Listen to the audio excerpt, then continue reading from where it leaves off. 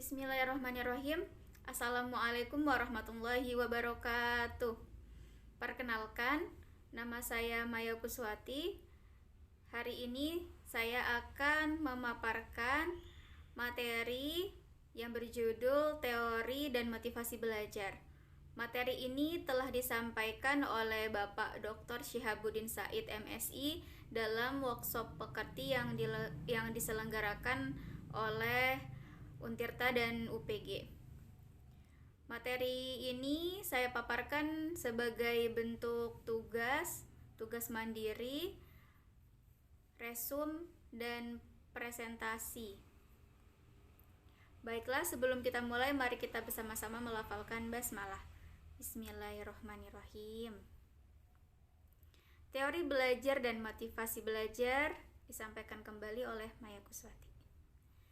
Tujuan umum pembelajaran dalam materi ini diharapkan peserta workshop pekerti mampu memahami dan mengembangkan teori belajar dan memotivasi diri dan mahasiswa untuk terus belajar.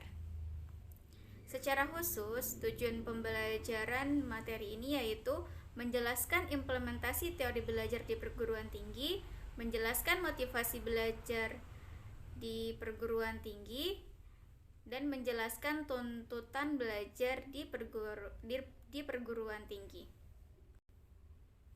Konten materi yang akan saya sampaikan yaitu mengenai teori belajar dan motivasi belajar. Yang pertama, teori belajar. Definisi teori merupakan analisis hubungan antara fakta yang satu dengan fakta yang lain pada sekumpulan fakta-fakta yang disusun secara sistematis, logis, empiris, juga simbolis dalam menjelaskan suatu fenomena. Nah, sedangkan belajar yaitu aktivitas sadar dan menetap yang dilakukan oleh manusia sebagai individu yang berinteraksi dengan lingkungan yang mengakibatkan perubahan perilaku meliputi perubahan sikap, pengetahuan, dan keterampilan. Jadi, dalam belajar tentu ada proses perubahan dari yang awalnya belum baik menjadi baik atau yang awalnya belum tahu menjadi tahu. Di sini ada perubahan perilaku secara utuh dari 3 dimensi, yaitu dimensi kognitif, afektif maupun psikomotor. Dan ini sangat dipengaruhi oleh lingkungan juga. Teori belajar. Teori belajar adalah teori yang pragmatik dan elektik. Dan teori ini tentu sudah disepakati oleh beberapa ahli ya, dan di sini ada beberapa mazhab atau pendapat atau aliran dalam teori belajar. Dan di sini teori belajar ini tentu tidak ekstrim hanya memperhatikan satu aspek saja. Di sini beberapa aliran teori belajar ini tentu juga memperhatikan aspek yang lain seperti aspek mahasiswa, aspek pendidik atau dosen atau guru, kurikulum, lingkungan belajar, dan sebagainya. Ada 5 mazhab teori belajar yang akan dipaparkan. Yang pertama, mazhab tingkah laku atau biasa disebut dengan behavioristik atau behaviorism. Selanjutnya ada mazhab kognitif atau mazhab kognitivisme, ada mazhab humanistik, ada mazhab konstruktivistik, dan ada mazhab sibernetik.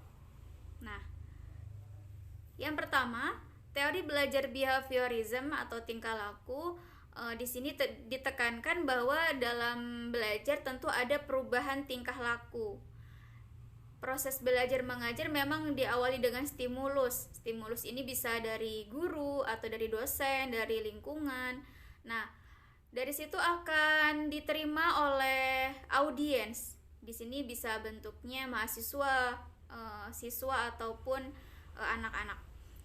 Nah, di sini juga ada beberapa faktor yang mempengaruhi. Bisa faktor positif maupun negatif. Nah, dari stimulus ya, ini faktor pengaruh ini juga akan mempengaruhi respon yang diberikan oleh audiens. Menurut Slavin, belajar merupakan akibat adanya interaksi antara stimulus dan respon. Nah, memang tentu dalam proses belajar yang diharapkan adalah responnya yang positif. Nah, pasti akan ada pengaruh juga dari upaya pemberian stimulus ini. Maka dalam teori behaviorism ini yang ditekankan memang bagaimana peran dari pemberian stimulus. Selanjutnya aliran yang kedua yaitu aliran atau mazhab kognitif yang menekankan pada proses belajar. Nah, teori ini biasa disebut dengan teori belajar kognitivisme, yaitu merupakan salah satu aliran yang mendeskripsikan bahwa belajar merupakan proses berpikir di balik tingkah laku yang terjadi atau perubahan persepsi dan pemahaman. Menurut teori ini, setiap orang telah mempunyai pengalaman dan pengetahuan dalam dirinya yang tertata dalam bentuk struktur kognitif. Nah, tokoh-tokoh yang menganut teori ini ada Jean Piaget, ada David Ausubel dan Brunner. Selanjutnya ada aliran atau mazhab humanistik. Dan mazhab ini menekankan pada isi atau konten apa yang dipelajari. Aliran humanistik merupakan aliran belajar yang mendeskripsikan bahwa belajar merupakan usaha untuk memanusiakan manusia. Proses belajar dianggap berhasil jika pembelajar memahami lingkungannya dan dirinya sendiri. Nah, dalam proses ini tentu bagaimana seorang pembelajar ini bisa memahami dirinya secara utuh dan bisa mengenali lingkungannya sehingga diharapkan mampu beradaptasi. Tokoh-tokoh yang menganut aliran mazhab humanistik ini ada Bloom, Krathwohl, Kolb, Hani, Habermas, Abraham Maslow. Selanjutnya ada aliran konstruktivistik atau disebut juga dengan aliran konstruktivisme. Merupakan aliran belajar yang mendeskripsikan bahwa belajar merupakan proses di mana pembelajar secara aktif mengkonstruksi atau membangun pengetahuan, gagasan atau konsep baru yang didasarkan atas pengetahuan awal yang telah dimilikinya. Karena pada hakikatnya memang seorang pembelajar itu pasti punya potensi bawaan. Nah, di sini dalam aliran ini memang pengetahuan bawaan atau potensi bawaan yang sudah dimiliki ini sangat berpengaruh pada pengetahuan atau masukan yang diberikan. Jadi hasilnya akan dikombinasikan ya, akan berpengaruh dari konsep awal atau potensi bawaannya tadi. Nah, tokoh-tokoh yang menganut aliran ini adalah Vygotsky. Selanjutnya ada aliran atau mazhab sibernetik. Nah, pada aliran ini menekankan pada sistem informasi yang dipelajari. Belajar adalah pengolahan informasi sistem informasi yang menentukan terjadinya proses belajar. Pendekatan belajar algoritmik menurut mahasiswa berpikir sistematis, tahap demi tahap, linier menuju ke suatu target tertentu. Nah, ini untuk memahami sebuah rumus ya. Pendekatan heuristik menurut mahasiswa berpikir divergen, menyebar ke beberapa target sekaligus, memahami suatu konsep yang penuh arti ganda dan penafsiran. Biasanya menuntut cara berpikir heuristik. Jadi di sini memang sangat dipengaruhi oleh sistem informasi yang sedang dipelajari.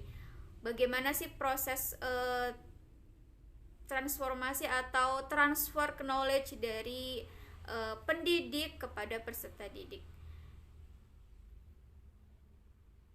Selanjutnya yaitu motivasi belajar. Motivasi merupakan sebuah dorongan, hasrat ataupun minat yang begitu besar di dalam diri untuk mencapai suatu keinginan, cita-cita, dan tujuan tertentu. Adanya motivasi akan membuat individu berusaha sekuat tenaga untuk mencapai yang diinginkan. Nah, di sini motivasi ini memang dorongan yang ada di dalam diri seseorang, baik itu sifatnya internal maupun eksternal. Dan ini motivasi sangat dipengaruhi juga nih oleh kepribadian dari individu tersebut. Apakah individu tersebut introvert ataupun ekstrovert. Motivasi belajar tentu ini ada atau terdiri dari dua kata, motivasi dan belajar. Kata motivasi berasal dari mover yang artinya menggerakkan kondisi yang menimbulkan perilaku, mengarahkan perilaku, dan mempertahankan intensitas perilaku. Jadi dorongan yang diberikan kepada individu ini akan menggerakkan individu untuk melakukan suatu perilaku, mengarahkan dia untuk melakukan apa, dan mempertahankan intensitas atau kecenderungan pengulangan ataupun hanya sekali saja diulanginya gitu. Jadi motivasi belajar tentu berupa dorongan kepada individu untuk aktif dalam proses belajar. Motivasi merupakan juga kekuatan atau energi seseorang yang dapat menimbulkan tingkat persistensi dan antusiasmenya dalam melaksanakan suatu kegiatan, baik yang bersumber dari dalam diri individu itu sendiri atau disebut juga motivasi intrinsik, atau dari luar individu yang disebut dengan motivasi ekstrinsik. Seberapa kuat motivasi yang dimiliki individu akan banyak menentukan terhadap kualitas perilaku individu tersebut yang ditampilkannya, baik dalam konteks belajar, bekerja, maupun dalam kehidupan lainnya. Nah, memang dari motivasi intrinsik ini sangat dipengaruhi kuat oleh diri individunya. Jadi orang yang memiliki kepribadian introvert cenderung memang memiliki motivasi intrinsik yang lebih dominan.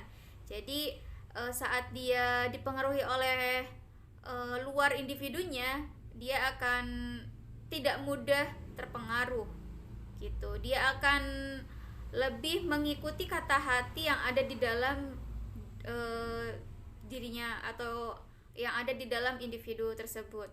Sedangkan untuk kepribadian ekstrovert mungkin ini akan sangat mudah sekali menerima motivasi ekstrinsik, di mana motivasi ekstrinsik ini bisa dari lingkungan, dari teman sebaya yang memberikan dorongan positif. Jadi memang motivasi ini sangat penting untuk diberikan pada peserta didik selama proses pembelajaran ataupun setelah proses pembelajaran.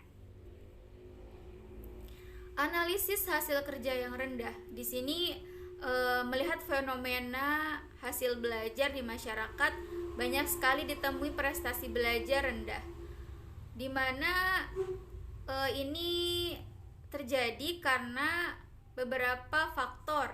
Yang pertama, belum menguasai pengetahuan atau keterampilan. Nah, memang prestasi ini sangat dipengaruhi juga oleh kemampuan yang didapatkan dari proses pembelajaran. Bisa jadi karena belum adanya kematangan, maka tingkat penguasaan pengetahuan atau keterampilannya pun belum terasa. Selanjutnya ada sifat atau struktur tugas yang sulit untuk menyenangkan. Nah, ini hasil prestasi yang rendah, prestasi belajar yang rendah mungkin karena individu tersebut mengalami kesulitan dalam menyelesaikan tugas, ataupun memang tugas tersebut sulit untuk dipahami. Selanjutnya ada konsekuensi negatif pelaksanaan suatu tugas. Nah, maksudnya konsekuensi ini adalah pemahaman individu terhadap konsekuensi ketika melaksanakan sebuah tugas. Mungkin ada faktor kelelahan, jika tubuhnya diforsir untuk melaksanakan tugas yang berat, ataupun memang adanya dampak-dampak yang dirasa negatif. Selanjutnya, jarang berlatih menggunakan keterampilan tersebut. Nah, memang dalam prestasi belajar ini harus dibutuhkan namanya upaya untuk melakukan secara berulang proses latihan ataupun evaluasi pengayaan remedial ya untuk memperbaiki proses pembelajaran. Nah, jika memang individu jarang melakukan latihan, tentu keterampilan tersebut tidak akan mendarah daging. Proses motivasi diarahkan untuk mencapai tujuan. Nah, di sini tujuan tersebut terutama dalam proses pembelajaran harus mempunyai tujuan yang jelas, dipahami tujuannya, dan tujuan tersebut harus dimiliki oleh masing-masing individu agar terbangun motivasi untuk mencapainya. Tujuan yang ingin direalisasikan dipandang sebagai power untuk menarik individu. Nah, ini memang pentingnya tujuan yang detail, yang jelas, yang terukur, sehingga seorang individu pembelajar akan tahu bagaimana cara untuk menempuhnya, tahu cara langkah demi langkah yang bisa dilakukan. Terdapat beberapa teori motivasi dan hasil penelitian yang berusaha mendeskripsikan hubungan antara perilaku dan hasilnya. Nah, memang ada beberapa teori motivasi yang bisa dipilih untuk mencapai tujuan ini. Jadi bisa ditentukan juga teori motivasi yang tepat untuk memberikan sebuah dorongan positif kepada individu pembelajar. Fungsi motivasi dalam belajar di sini yaitu sangat bermanfaat tentunya untuk individu pembelajar, di mana motivasi ini sesuatu yang mendasar harus ada dalam proses belajar. Karena dengan adanya motivasi yang kuat, tentu hasil belajar akan lebih optimal. Jadi motivasi ini sebagai ruh dalam melaksanakan suatu kegiatan. Nah, tentunya motivasi ini bertalian dengan tujuan yang akan dicapai. Fungsi motivasi tentu sebagai pendorong untuk berbuat sesuatu dari setiap aktivitas yang dilakukan. Jadi ada motif di balik kegiatan ataupun upaya yang dilakukan. Dan motivasi ini juga berfungsi sebagai penentu arah perbuatan, yakni ke arah tujuan yang ingin dicapai. Jadi motivasi ini pasti akan sesuai dengan langkah-langkah yang ingin dicapai. Dan motivasi ini juga berfungsi untuk menyeleksi perbuatan, di mana ketika sudah menentukan tujuan pasti ada hal-hal yang harus dipilih, hal-hal yang harus dihilangkan, dieliminasi, mana yang tepat dan mana yang tidak tepat. Nah, inilah pentingnya motivasi untuk meyakinkan diri terkait apa yang ingin dicapai dan apa yang ingin dilakukan. Selanjutnya, motivasi juga berfungsi sebagai pendorong usaha untuk mencapai prestasi. Tentu, individu pembelajar yang ingin mencapai prestasi, dia memiliki semangat motivasi yang kuat di dalam dirinya. Selanjutnya, bentuk motivasi di sekolah. Motivasi anak berbeda-beda. Setiap motivasi tentu tidak muncul dengan tiba-tiba.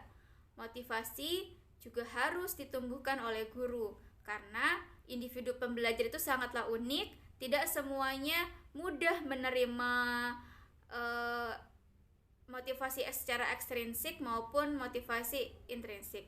Jadi di sini peran guru ataupun pendidik sangat berpengaruh sekali dalam memberikan motivasi selama proses pendidikan. Cara untuk menumbuhkan motivasi belajar siswa antara lain dengan memberikan angka, memberi hadiah, melakukan kompetisi, melakukan ego involvement, memberi pujian. Dan ini lagi-lagi sang pendidik harus bisa memilih dan memilah mana yang tepat untuk dilakukan, karena jangan sampai langkah yang dilakukan ini justru tidak berpengaruh terhadap motivasi belajar siswa. Teori motivasi. Yang pertama, motivasi dan penguat. Dalam hal ini ahlinya yaitu Skinner dan ahli teori tingkah laku yang lain ya mengungkapkan bahwa ini tidak perlu katanya. Bahwa memisahkan antara teori belajar dan motivasi ini tidaklah perlu. Siswa yang telah diberikan penguatan untuk belajar, baik berupa nilai maupun pujian, akan termotivasi untuk belajar. Demikian juga siswa yang lain, ataupun dihukum atau tidak dihukum dalam proses belajar. Nah, ini tidak menjadi termotivasi lagi menurut ahli teori tingkah laku ya, teori behaviorism. Jadi memang motivasi dan penguat ini tentu harus ada benang merahnya ataupun harus ada makna di balik pemberian motivasi. Jadi ketika jika adanya pemberian nilai, pujian, hukuman ya itu dirasa tidak membuat siswa tertantang, maka siswa akan tidak muncul motivasi yang kuat. Selanjutnya ada hadiah dan penguatan. Jadi tidak ada jaminan apakah hadiah akan menjadi penguat yang efektif karena sebagai penguat ditentukan oleh pribadi dan situasi. Nilai penguat dari hadiah tergantung pada banyaknya faktor. Nah, memang ini juga tergantung juga dari kepribadian masing-masing individu pembelajar. Ada yang memang sangat termotivasi ketika diberikan hadiah atau pujian, ada juga yang tidak merasa hal itu berdampak. Mungkin saja dia memiliki komunikasi atau gaya komunikasi yang lain gitu. Jadi sangat sekali dipengaruhi oleh situasi dan kondisi peserta didik atau individu pembelajar. Selanjutnya ada cognitive dissonance, teori yang menerangkan tentang tingkah laku seseorang dengan memberi alasan untuk menunjukkan bahwa dirinya positif. Jadi teori ini menekankan atau menerangkan bahwa sebuah tingkah laku atau perilaku yang ditampilkan oleh individu tentu ingin menunjukkan bahwa dirinya positif. Teori ini berpegang bahwa orang akan marah atau tidak senang jika kepercayaannya ditentang oleh tingkah laku yang secara psikologis tidak konsisten untuk mengatasi ketidaksenangan. Nah, ini pasti akan mempengaruhi individu pembelajar untuk merubah tingkah lakunya agar bisa diterima. Nah, tentu perilaku ini perilaku yang memang masuk akal. Selanjutnya ada teori atribusi. Nah, teori ini mencari penjelasan dan mencoba untuk mengerti mengapa seseorang memberikan alasan, terutama jika seseorang mengalami kegagalan atau kesuksesan. Jadi dalam teori atribusi ini pasti ketika seseorang mengalami suatu kegagalan, pasti ada alasan yang ingin disampaikan mengapa gagal gitu kan. Nah, pasti ada strong why, mengapa sih gagal gitu. Nah, selanjutnya orang mencoba untuk menyatakan bahwa dirinya positif, mempunyai kesan positif, dan akan mencari alasan untuk menghindari kesan negatif.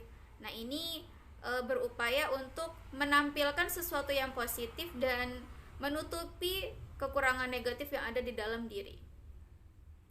Teori ini berfungsi bagaimana siswa menginterpretasikan dan menggunakan umpan balik atas prestasi akademik mereka dan menyarankan kepada guru bagaimana mereka harus memberikan umpan balik yang dapat menimbulkan motivasi yang sangat besar bagi dirinya. Nah, di sini memang interaksi juga antara guru dan siswa ataupun pendidik dan peserta didik sangat mempengaruhi terlaksananya teori atribusi ini. Selanjutnya ada self-worth, menghargai diri sendiri. Teori ini menggabungkan komponen motivasi dengan persepsi yang menyebabkan sukses dan gagal. Nah, di sini juga berhubungan dengan self love ya, di mana pembelajar harus mengenal dirinya, harus mencintai dirinya sehingga akan tidak mudah tertekan saat mengalami suatu kegagalan. Seseorang mempertahankan persepsi bahwa dia mempunyai kemampuan yang positif. Jika seseorang gagal dalam menjalankan tugas, persepsi orang bahwa dia tidak mampu. Nah, ini harus punya benteng untuk berpikir positif, bahwa ketika gagal jangan sampai berpikir orang-orang mengatakan tidak mampu gitu kan. Nah, bagaimana upaya untuk menghargai diri sendiri dalam proses kegagalan. Selanjutnya yang keenam ada expectancy theories of motivation. Nah, ini menjelaskan hubungan antara kebutuhan dan tingkah laku adalah individu merespon terhadap kebutuhan yang muncul. Nah, memang sesuatu yang ditampilkan atau respon yang diberikan akan sesuai dengan kebutuhan yang ada dalam individu pembelajar. Individu sering dihadapkan pada bagaimana memilih respon untuk berbagai kebutuhan, karena memang di sini ada beberapa upaya dalam membuat respon dari stimulus yang diberikan. Nah, di sini harus dijelaskan bagaimana upaya dalam merespon suatu keadaan. Upaya memilih-milih menurut jenisnya. Nah, ini teori harapan individu tidak hanya merespon kejadian yang telah terjadi, tetapi mereka juga merespon hal-hal yang mungkin diharapkan akan terjadi. Jadi ada pemikiran tentang masa depan atau kejadian yang memang belum terjadi, dan bisa jadi tentang harapan terkait peristiwa yang mungkin akan terjadi. Selanjutnya ada teori humanistik untuk motivasi, di mana teori belajar humanistik menjelaskan bahwa proses belajar harus dimulai dan ditunjukkan untuk kepentingan memanusiakan manusia atau proses humanisasi. Teori belajar humanistik lebih menekankan bagaimana memahami persoalan manusia dari berbagai dimensi, baik kognitif, afektif, maupun psikomotor. Nah, ini tentu bagaimana motivasi ini harus memiliki ketepatan sesuai individu yang beraneka ragam. Gitu. Jadi, memang motivasi setiap orang pasti berbeda-beda, tidak selaras. Menurut Carl Ransom Rogers, yang terpenting dalam proses pembelajaran adalah pentingnya pendidik memperhatikan prinsip pendidikan dan pembelajaran. Prinsip pendidikan dan pembelajaran yang disampaikan oleh Rogers yaitu yang pertama, menjadi manusia berarti memiliki kekuatan yang wajar untuk belajar. Peserta didik tidak harus belajar tentang hal-hal yang tidak ada artinya. Nah, ini mengikuti nilai kebermanfaatan yang ada di dalam diri manusia. Jadi harus disesuaikan dengan kekuatan yang ada, gitu kan. Potensi apa sih yang memang kuat di dalam diri individu? Nah, itulah yang memang harus diupayakan untuk dikembangkan. Selanjutnya, peserta didik akan mempelajari hal-hal yang bermakna bagi dirinya. Nah, memang seorang guru tentu harus memahami, mengenali potensi yang ada di dalam peserta didik, sehingga membantu memfasilitasi peserta didik untuk mempelajari lebih dalam hal-hal yang memang bermanfaat untuk pengembangan kompetensinya. Selanjutnya, pengorganisasian bahan pembelajaran berarti mengorganisasikan bahan atau ide baru sebagai bagian yang bermakna bagi peserta didik. Nah, ini memang terkait juga dengan teori konstruktivisme, bahwa bagaimana hal-hal baru itu mengakomodir atau membantu potensi bawaan yang sudah dimiliki, sehingga munculnya bahan atau ide baru ini bisa bermakna bagi peserta didik. dalam proses pembelajaran. Belajar yang bermakna dalam masyarakat modern berarti belajar tentang proses, karena hasil dalam proses pembelajaran ini sangat dipengaruhi oleh aktivitas selama proses pembelajaran, dimana jika proses pembelajaran sudah dilakukan sesuai tahapan, sesuai dengan upaya atau indikator pembelajaran, pasti semuanya akan memiliki kebermaknaan untuk di masa yang akan datang. Menurut teori Maslow, orang dimotivasi oleh kebutuhan atau ketegangan diciptakan oleh kebutuhan untuk bergerak menuju tujuan di mana mereka percaya akan membantu memenuhi kebutuhan. Nah, selanjutnya ada motivasi berprestasi. Ada beberapa motivasi orang untuk berambisi dan bekerja keras agar mencapai sukses. Nah, motivasi ini tentu harus dilandaskan dengan keinginan yang ingin dicapai. Tentu keinginan ini harus bersifat logis, realistis, dan mudah untuk diraih. Tuntutan belajar di perguruan tinggi. Memang sudah kita ketahui bersama, prinsip belajar adalah sepanjang hayat. Karena belajar ini sesuatu yang tidak ada habisnya. Semakin kita mempelajari suatu hal, maka disitulah letak ketidaktahuan kita. Akan merasa semakin banyak yang belum diketahui. Jadi harus mampu menerapkan kepada mahasiswa atau peserta didik di perguruan tinggi bahwa belajar itu bukan hanya saat perkuliahan saja ataupun selesai masa pendidikan atau masa studi. Jadi belajar ini harus terus dilakukan sampai akhir hayat. Berpendidikan setinggi-tingginya untuk memaksimalkan pengembangan potensi diri guna kualitas pengabdiannya kepada Tuhan. Nah, ini dalam agama kita, agama Islam, tentu kita percaya bahwa Allah, Tuhan kita memberikan potensi yang sangat luar biasa kepada kita ya masing-masing. Di sini proses pendidikan adalah bagaimana belajar untuk memaksimalkan potensi yang sudah diberikan. Pendidikan di perguruan tinggi melibatkan suatu perpindahan menuju struktur sekolah yang lebih besar, lebih impersonal, lebih heterogen, serta bertambahnya tekanan untuk mencapai prestasi, untuk kerja, dan nilai-nilai ujian yang baik. Menurut Santrok 2003 halaman 262. Perguruan tinggi adalah pendidikan untuk orang dewasa, di mana perguruan tinggi ini adalah suatu proses pendidikan yang melibatkan peserta didik atau individu pembelajar yang sudah melewati masa sekolah. Selanjutnya, dalam tuntutan belajar di perguruan tinggi, di sini menekankan bahwa bagaimana menjadi persiapan sebagai orang dewasa di masa depan. Maka dari itu dalam proses pendidikan di perguruan tinggi akan diajarkan atau dikembangkan sikap kemandirian pribadi dan ekonomi. Bagaimana persiapan untuk perkembangan karir hingga masa memilih pasangan.